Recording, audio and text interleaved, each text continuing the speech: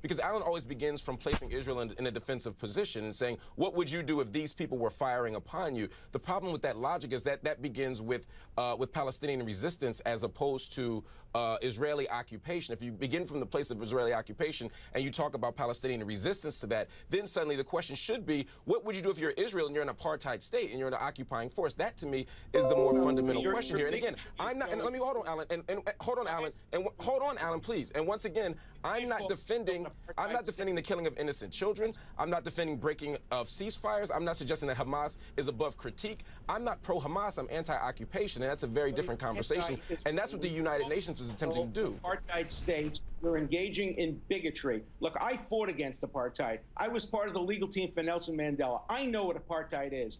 How dare you call Israel an apartheid state? Arabs and Jews worked together, lived together, served in the Knesset together. The Gaza was emptied of all occupation in 2005 and 2007. I hope I get a chance to respond. Israel left behind all of the greenhouses. Hamas turned them into terrorist rockets. Shame on you for calling Israel an apartheid state. Well, you have become part of the problem, not part of the solution, Mark. Well, your moral censure aside, I'd like to respond to that. First of all, if you look right now, there's first, second, and third class citizenship for Israelis versus Arab Israelis, Palestinian Israelis, excuse me, Arab Israelis and Palestinians. Please, Alan, let Mark respond. I am.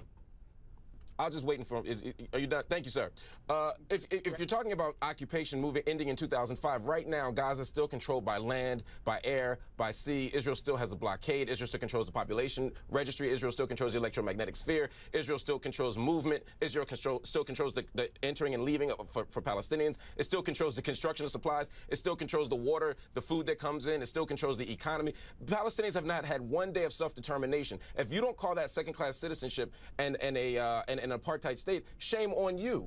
Well, you talked about Israel being an apartheid state, number one. Number two, Israel... Address those points I made, though. Address those points I made. So that was your guy, Marc Lamont Hill. This is like 4 years old from CNN. So has a history of caping for the Gaza Strip, which is standard in most progressive spaces. Point that word progressives, you know what I mean? Not just liberals, but progressives. The Kumbaya, the LBGT, the women's rights, the feminism, the Palestine, that's part of the progressive ideology. But he's been caping for them for a really long time now. And we see he got canned from CNN. Let's talk about that. So, I'm going to be redundant. Pleonasm. Historically, I've always said on my channel, I've never co-signed this idea of firing people because they say shit that people don't like, that may be controversial, that may make you feel some type of way. If you gotta suspend them, have at it, fine them, do what you gotta do. But the idea of firing people because they say shit you don't like, I've never co-signed that. Whether I like the person or not, whether what they said was offensive or not. And the premise behind me saying that is because more often than not, when black people have that issue, we just go away and disappear. The white folks, which we all champion for, we were happy that Roseanne lost her show, and we were happy that Bill O'Reilly got kicked off Fox News. I was happy that Tommy Lauren got off the Blaze. The problem is that these folks always rebound, right? I remember there was a tweet from Goldie Taylor, who was one of these individuals who lost her job when MSNBC got rid of all the Negroes that they hired for Obama's administration. They got rid of the Torres, Melissa Harris Perry. That was her own fault, though. She could have kept her job. Joy Reid got her spot only because she didn't know how to shut the hell up and just play the game. But Goldie Taylor was another one. They got rid of all the black people that they hired just because Obama was elected, right? Networks do shit like that. CNN did the same thing. When Trump was going in office, they hired a bunch of ex-Republicans and conservatives. It's just the nature of the beast. It's business. But I remember her making a tweet about Tommy Lauren, you ain't got no job. And I'm like, yo, chill. And all black Twitter retweeting it and happy going in. I'm like, y'all realize Tommy Lauren didn't have a job, was still under contract, getting paid mills, and interviewing for a job at Fox News, where she probably makes way more money and doesn't do half the shit she did at the Blaze. She's not the it girl at Fox, but she was the it girl at Blaze. And she probably does a hell of a lot of work. I don't even see her rants going viral no more. Like those rants she used to do that black folks used to hate watch and give her views. I don't see them shits no more. And she's at Fox, and she still has that segment where she does it on TV, but they're not all over Facebook no more or YouTube. I don't see them. But we were happy that she lost her job, only to find out that she was still under contract and she was still getting the bag, while Goldie Taylor was actually fired from MSNBC and didn't have a job. Bill O'Reilly, when he got booted from Fox News, and that was not something he said, that was something he did, but he left with 50 mil. Megyn Kelly of recent, which makes more sense of an example, she said something silly. I don't really think it was, but she got canned, and it wasn't just because of that. It was also because of her ratings. From what I see, it's confusing, though, because she did get those older white dudes that liked her on Fox to come over and watch, but I guess she might have lost the younger demographic, and that might not work well with advertisers. I don't know how that works, but it's confusing, right? Because they said she did do what they wanted her to do as far as bringing over the other older dudes who watched her at Fox. She accomplished that, but she probably lacked in other areas. But then she said the whole situation about blackface lost her job. Megyn Kelly's leaving that show with 30 mil. And I guarantee you that's more money than Al Roker or Tamara Hall was going to make probably years working there. She's getting that to leave and probably go off again and do some do some other shit. But that was one of the reasons why I said I've never co-signed this we want you to lose your job. You know, you shouldn't be able to work again because you said some silly shit or you said some shit that people don't like. Never co-signed it, no matter who it was. And we have to acknowledge this and take this L, black people, because we have been very vocal and complicit in creating this atmosphere. We are the main ones. Oh, they're racist. They said something, lose their job. Remember, nappy-headed hoes lost his job. What did he do? He got bigger. The dude from radio, Rush Limbaugh, he got fired. He's damn near a billionaire. Like, when they lose their jobs for saying some silly shit, they actually do better in many cases than they were doing before. You got Roland Martin, bitch ass, talking about these stupid ass white people, you know, making the fun of the people, the white women who keep getting fired, doing dumb shit, calling cops or whatever. And I'm like, Roland, didn't you get fired from CNN because you made an alleged homophobic comment? That's why you got fired from CNN. And you got the nerve, the mitigated gall to talk about white people who say dumb shit and losing their jobs when that's how you lost your job. And then you had to go run to black media to come save you. And then you got, that show got canceled. Now you're on YouTube begging Facebook for jobs. But again, I remember Juan Williams got fired because he said something about if he was on a plane and he saw some motherfuckers with towels on their head talking Allah Akbar shit, he'd be offended and feel some type of way, and he got fired for that, which I think every American felt that way. I'm from New York. I damn sure feel that way, and I live in a highly populated Yemenis environment. There's times when I've been at the park and seen the white van drive by and the wires coming out the man. It's just his earphone himself. I'm like, nah, motherfucker, we should be Bluetooth. It felt some type of way, you know what I mean? Like, I've had those moments. Man. Mark Cuban got in trouble because he said something about the hoodies and at night and the tattoos and this and that, and he got some heat, but he's a boss and he owns his own shit, so you couldn't fire him. But I say all that to say is I've never co-signed this, and who knows what's going to happen to Marc Lamont Hill, whatever his name is. Marc Lamont Hill, I know what that man's name is, my bad. Because he was already fired from Fox, and now he's fired from CNN. He works at BET, so who knows what's going to happen with that. Most of black media is defending him, which is whatever. I don't have a problem with that, even despite I don't like his content, his liberal fuckity fuck shit. But we all know that there's certain things you cannot say. You can't come at the LBGTXYZ, and you can't come at the motherfuckers so cheap they bought half the Bible. Yo, we all know this. Now, it's weird, too, that he was a sacrificial lamb, because there's a lot of people in Hollywood going in and doing this whole boycott Israel thing, right? Like, he ain't the only one, but it's weird how he the first one to get on the chopping block. And then you have had white folks like Roseanne, another person who got fired. We were happy, oh, she got off her show, but they had to pay her a lot of money to give up the rights to that show, right? It ain't like she just got her shit taken and she ain't getting nothing for it. She owned the rights to that shit. I think she should have just took that show to Fox like Last Man Standing did. That was a OG move. But yeah, she did the whole outfit and Hitler outfit and baked some cookies, and she got away with that shit. We know Mel Gibson went on his rant and took an L for a few years, but he bounced back. So there are some white folks who can say some sideways shit, but still, get out of the ashes, pun intended.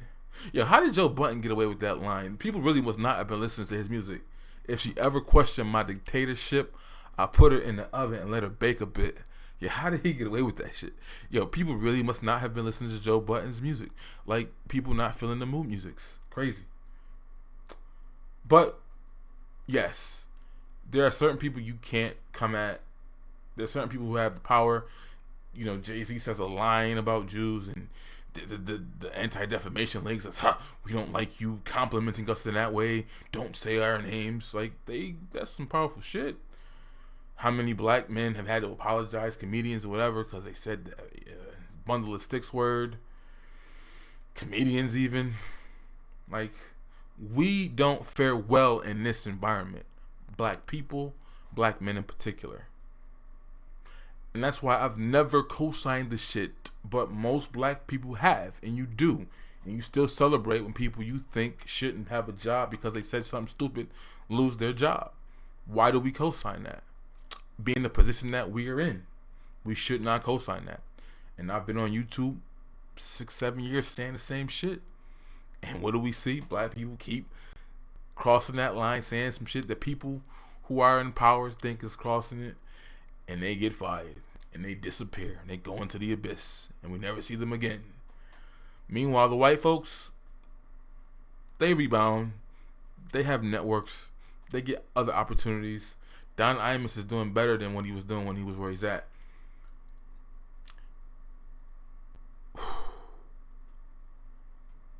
Glenn Beck started his own whole network, The Blaze. And I heard that him and Harvey Levin, or whatever his name is, they about to do this powerhouse conservative network together. Meanwhile, Roland Martin is begging Facebook to give him an opportunity. Man. That's all I had to say. I don't really care about the situation.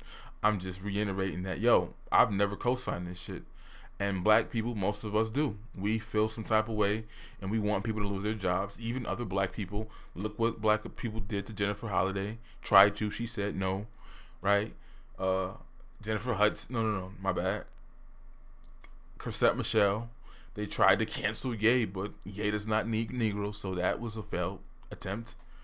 But we have an issue with that. Wishing for people's ability to provide for their families to go away because they said something silly. Man, we got to do better than that, man. Especially where we stand globally and even in America. Not something we should co-sign. Sometimes it's better to shut up and sit the one out. I'm like, yeah, it was crazy, but I'm not going to go out there and put my Twitter fingers on. You deserve to get your job lost, and you deserve to be fired, and this and that. And no. If there were stronger black networks and opportunities, yeah, talk your shit. But when you're economically dependent upon other people for your survival, shh. He's already apologized. And I did do a video about the situation with Tamika Mallory, and I gave her props. And even though I'm not a fan of hers, but she didn't denounce Farrakhan, which, whatever. You'll hear the video that I did eventually when I upload it. But Lamont Hill did, kind of, sort of. And that's crazy. That's an L for brothers, man, where the sister who had a lot to lose, he got the actual original creator of the Women's March. And we're going to break all that down eventually again later on. But she's coming at her and Linda Sozar, talking about they got too many ties to the Muslim shit. And there's too much connection. Then her connection to Farrakhan and his quote-unquote fake anti-Semitic language. But she stood her ground. Shout out to her, despite me not being a fan of her either. But Lamont Hill, and this climate where, you sneeze, what did he say? You can't do that in this climate, man. Like, you can't. They got it right now. They got the victimization card on lock right now, especially after the shooting at the synagogues. Man, listen. Whew. You can't say nothing about them right now. But I see that the title of Yvette Cornell's video is popping live stream right now, so I'm assuming he already apologized, which, it is what it is. But I've never co-signed this shit. And we see time after time, black people keep getting fired.